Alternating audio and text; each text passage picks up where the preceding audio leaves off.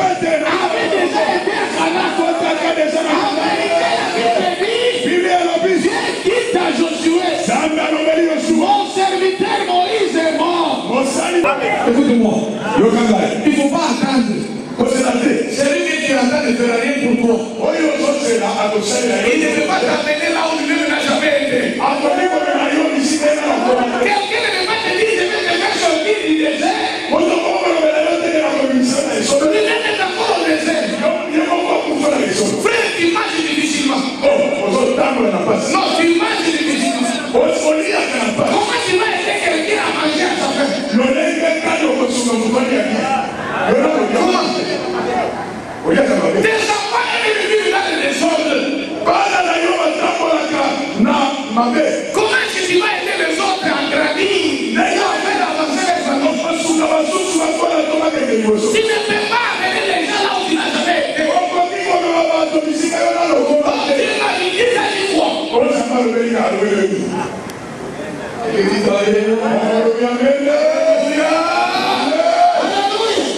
Lorsque Paul écrit aux Corinthiens,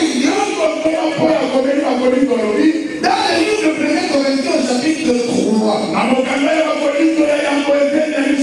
à partir du premier verset, il est écrit, il dit pour mon frère,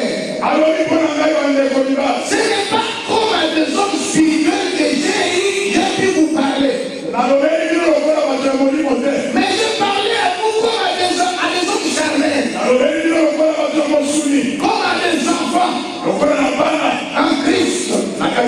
Je vous ai donné du lait, non de la nourriture solide, car vous ne pouvez pas la supporter. Et vous ne le pouvez même pas à présent. Parce que vous êtes encore charnel. Amen.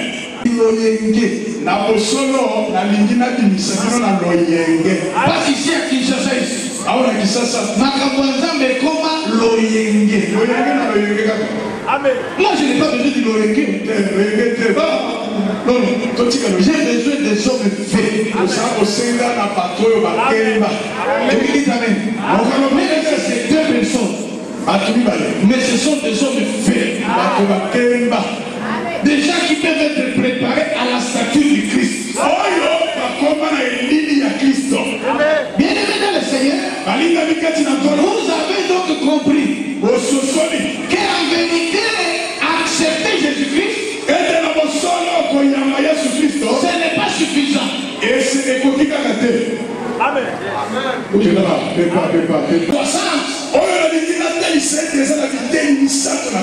Dans ce que je viens de parler, les gens, l'apôtre Jean a compris ça. Il parle aux enfants, il parle aux pères, il parle aux jeunes gens. Amen. Est-ce que vous comprenez ça? Il parle aux enfants, il parle aux pères, il parle aux jeunes gens. Il y a les gens qui ont la foi des enfants. Et alors il explique les non, même dans les enfants là. Il y a les nourrissons. Les nourrissons. Ce sont des gens qui à tout moment sont victimes de choc. Les voix tremblent comme ça. Parce que le frère a laissé mis debout dans l'équipe. Je sens que mon cœur vraiment ne marche plus. Mais c'est qui les gens de foi? Qui vous a ensorcelé?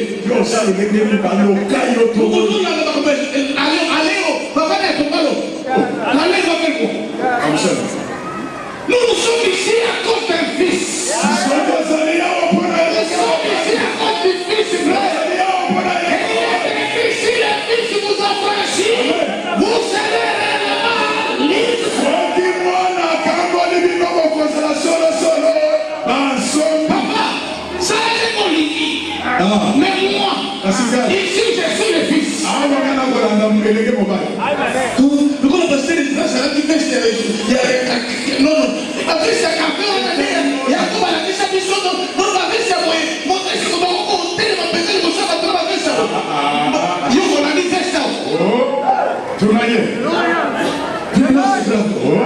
Nous sommes ici à cause de quelqu'un. Quelqu'un qui nous a été donné. Il est écrit, le Fils nous a été donné. Et nous avons un pouvoir sur ses épaules. C'est lui qui s'appelle admirable. Il s'appelle Père éternel. Il s'appelle Prince de paix. C'est lui le véritable conseiller. Nous sommes ici à cause de cet homme-là. S'il n'était pas mort, s'il n'était pas ressuscité, notre foi serait vaine. Nous serions encore dans nos péchés. Il y a donc 3 étapes. Je voudrais donc mettre ces 3 étapes dans la vie de Jésus-Christ. Dans le livre de Luc, chapitre 2, verset 7, on voit Jésus-Christ dans la crèche. Dans les tables, c'était non. Il est dans les tables. C'était bébé nourrisson. Il est bébé. Vous savez que la Bible ne dit rien sur lui à ce sujet.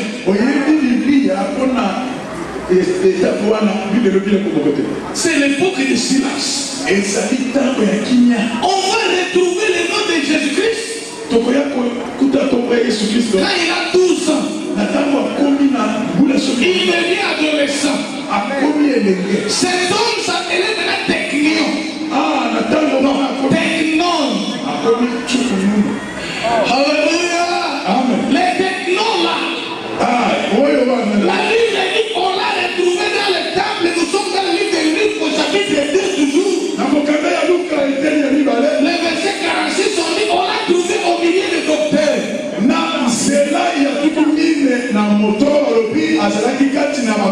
Écoutant. Il écoute seulement. Il ne peut rien faire. Il ne peut pas guérir les malades. Il ne peut même pas prêcher. Il est encore enfant. Mais c'est toujours le même Jésus. C'est le même Jésus-Christ. Mais en vérité, les étapes doivent être suivies. Il y a des gens qui sont pressés.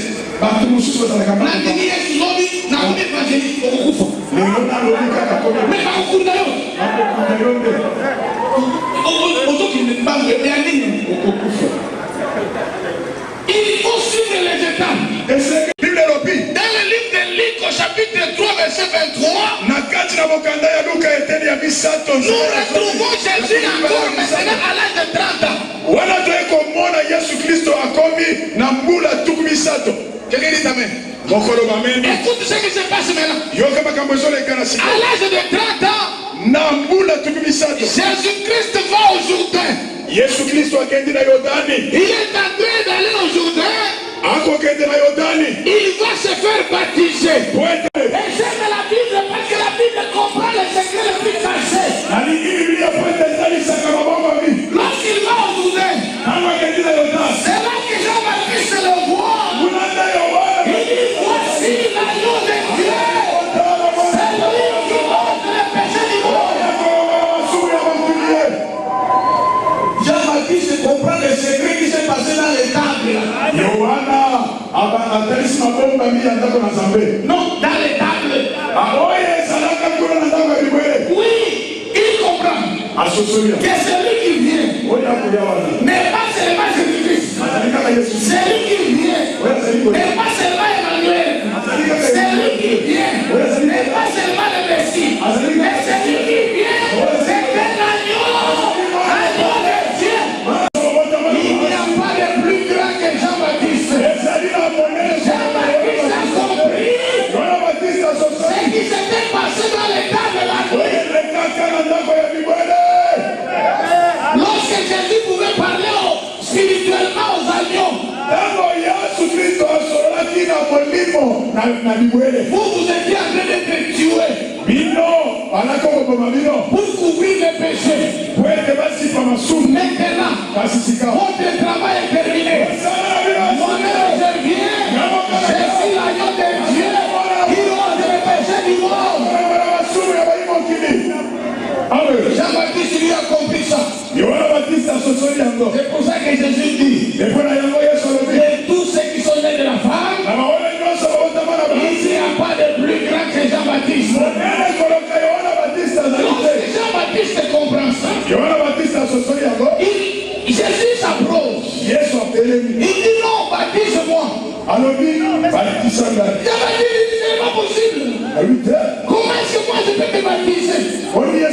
non, c'est pas possible. En vérité, ce qu'il m'a dit, l'agneau n'a pas besoin du baptême. Alléluia. Baptise-moi. C'est toi notre Seigneur. Jésus lui dit, il nous faut accomplir toute la loi. En vérité, Jésus comprend qu'il ne faut rien négliger. Si c'était moi à sa place, je suis déjà, c'est moi, je suis descendu du ciel d'abord, c'est moi qui va. La négligence dans cette affaire n'est pas autorisée. La négligence dans cette affaire n'est pas autorisée. Jésus-Christ descend dans nous. Il est écrit. Jean-Baptiste le baptisa. Pendant qu'il descendait dans les eaux, lorsqu'il sortait des eaux, trois choses se passent.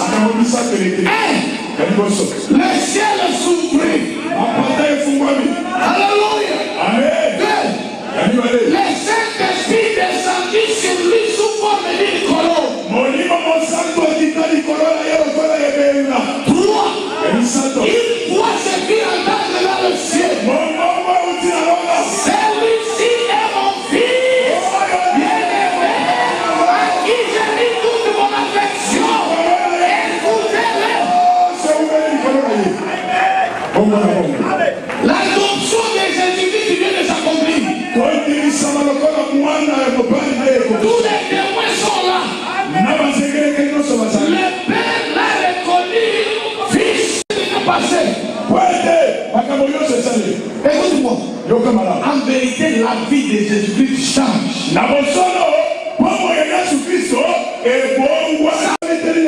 Les gens ne comprennent pas. Les trois choses peuvent se passer maintenant dans sa vie. Il peut utiliser le nom du Père. Il peut prendre la richesse du Père. Il devient égal au Père. Voici ce que la Bible dit. Lorsque Jésus-Christ est en train de se présenter, dans le livre des Jean au chapitre 5, verset 43, il dit, je suis venu au nom de mon Père. Moi je suis venu au nom de mon Père. Il sait que maintenant il peut utiliser le nom du Père. Dans le même livre de Jean au chapitre 5, au verset 26 et 27, vous pouvez lire. Il dit comme le Père a la vie en lui-même. Et si il a donné au Fils de juger, parce qu'il est le Fils de l'homme. Alléluia. Il peut dire plus loin. Mon Père agit. Moi aussi j'agis. Alléluia. La vie de Jésus-Christ a changé. Une telle autorité ne peut pas ériger une telle autorité. Tu ne peux pas l'avoir sans une bonne relation avec le Père. Il dit Amen. Au nom de Jésus. Les sept fils de Séba, ils ont rencontré quelqu'un qui était possédé par les démons. Ils se sont rappelés que Paul chasse les démons par Jésus-Christ. Nous aussi nous allons essayer de faire. Ils commencent à bouger. Et ils disent aux démons, au nom de Jésus-Christ que prêche Paul, nous vous demandons de quitter le corps. La Bible dit, les esprits méchants les demandaient. Jésus, nous le connaissons. Paul là, nous le connaissons. Vous, qui êtes-vous? Jésus-Christ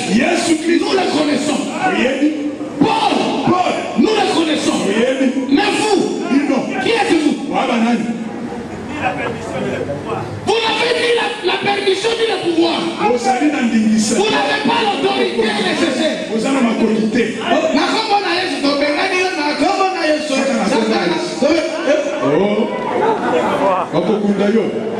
Frère, d'accord. Alléluia.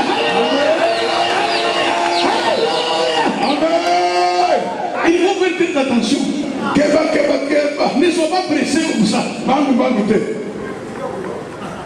Faut pas être pressé comme ça. Tout de suite, c'est qui? Est-ce que tu as le pouvoir? Est-ce que tu as la permission? Est-ce que tu es devenu fils? Ou tu es encore enfant? Peut-être que tu n'es qu'un nourrisson. Personne n'a dit que tu n'es pas le fils de ton père. C'est ton père là qui l'a entendu, mais il faut attendre que tu deviennes fils. Alléluia. La Bible dit les démons sautèrent sur ces personnes. Il maîtrisait cette personne. Non, il maîtrisait les deux fils de Zéba. Il y a les autres avaient déjà fui, il était resté deux. Il les démons les récupéraient. La Bible dit il les maîtrisait. Ils deviennent maîtres de ces deux personnes. De sorte que ces deux personnes s'enfuient, blessés et nus.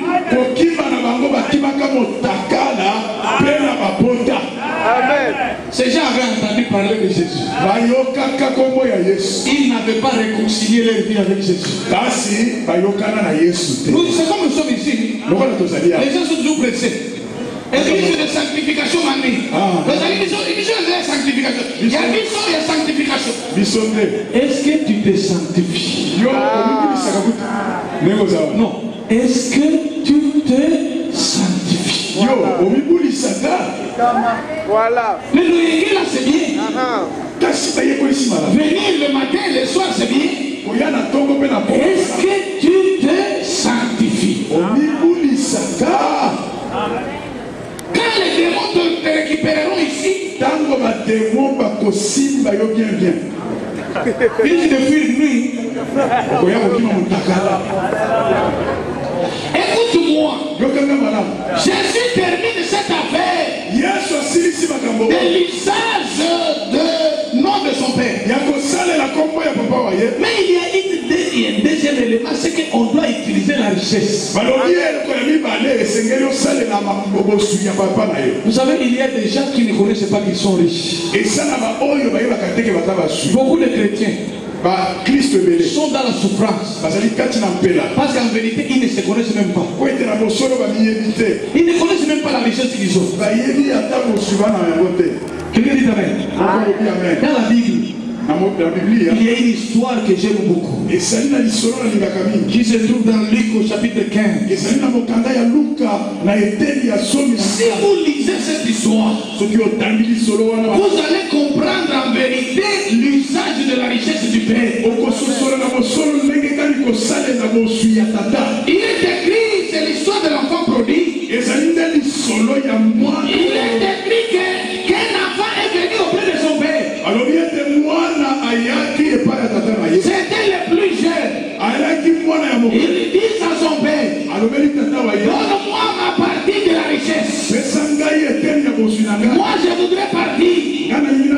Donne-moi. Moi je vais partir. Cet homme reçut une partie de la richesse. Il s'en alla. Il dépassa toute la richesse et les prostituées. Alléluia. Alléluia. Il s'en alla. Il dépassa tout. Lorsqu'il rentra, la Bible dit son père. Est-ce que vous comprenez? Son père. Il refait la cérémonie d'adoption. Il refait la cérémonie d'adoption.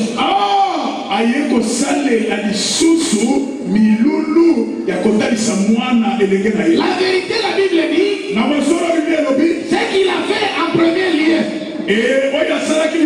Il demanda aux ouvriers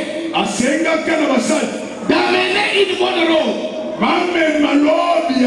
d'amener les sandales, d'amener aussi une bague. Cet homme s'est présenté devant son père. Il lui a donné les sandales. Il lui a donné la robe. Et il lui a donné l'anneau. En vérité, les trois choses. Lorsqu'il lui donne l'anneau, il confirme son alliance avec lui. Il a maintenant le pouvoir d'utiliser mon nom. Lorsqu'il lui donne les sandales, il a la capacité d'aller partout où se trouve la richesse et récupérer.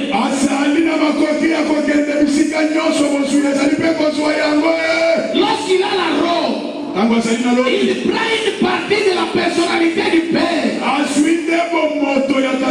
Il est égal à son père. Le père est dans une robe, lui-même est dans une robe. En vérité, il fit un festin. La Bible dit, l'aîné revint des champs. Il trouva le festin.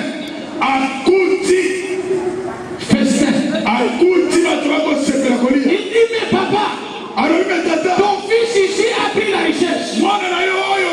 Il est allé dépenser ça. Moi, tu lui donnes encore tout ça.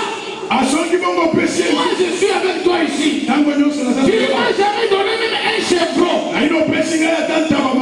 Pour que je me réjouisse avec mes amis. Au verset 35, il y a quelque chose d'important. Le père lui dit, mon fils, tu es tous les jours avec moi. J'aime ça. Mon fils. Il ne parle pas de son enfant. Il dit mon fils. Tout ce que j'ai est à toi. En vérité, si tu es fils, tout ce qui est au père est à toi. Jésus lui a compris ça. Il peut entrer chez son père. Il peut prendre la vie. Il donne là où il y avait la mort. Il peut prendre la guérison. Il donne là où il y avait la maladie. Il peut prendre la richesse. Il donne là où il y avait la pauvreté. Il entre chez son père. Il peut prendre l'infériorité. Il donne la supériorité. Il a la capacité de donner le pouvoir. Parce qu'il a le droit de prendre les richesses du père. Ils chasseront les démons. À mon nom. Ils imposeront les mains aux malades. Ils seront guéris. Amen. En vérité, ce que Dieu dit, tous ceux qui auront cru ont la capacité de prendre la richesse de chez moi et de commencer à utiliser.